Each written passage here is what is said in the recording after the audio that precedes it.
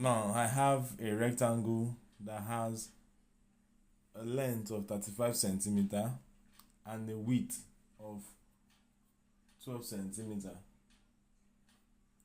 To find the area of this shape is what we are looking for. So area